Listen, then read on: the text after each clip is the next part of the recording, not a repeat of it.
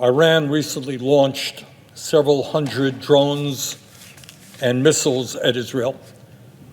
Fortunately, there were no fatalities.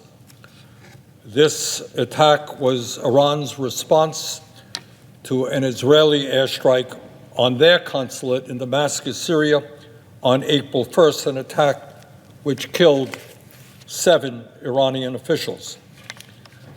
I applaud President Biden for doing what he can to make sure that this conflict does not get out of hand, does not escalate, and does not create what would be a disastrous regional war. But while we pay attention to this developing Israeli-Iran crisis, I hope very much that we will not lose sight of the unprecedented humanitarian disaster now taking place in Gaza. We must not lose sight of that disaster.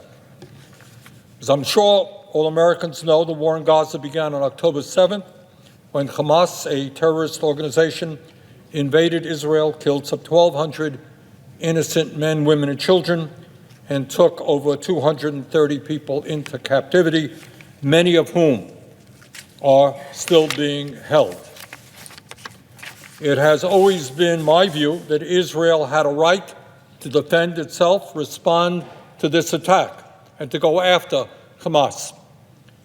It is also my view that Israel does not have the right to go to war against the entire Palestinian people, which is exactly what the Netanyahu government is doing. Mr. President, let us take a deep breath and understand that what is happening right now in Gaza is horrendous, it is inhumane, and it is in gross violation of American and international law. It is driven by extreme right-wing Israeli government officials and a government which is increasingly dominated by religious fundamentalists. That is who is driving this humanitarian disaster in Gaza.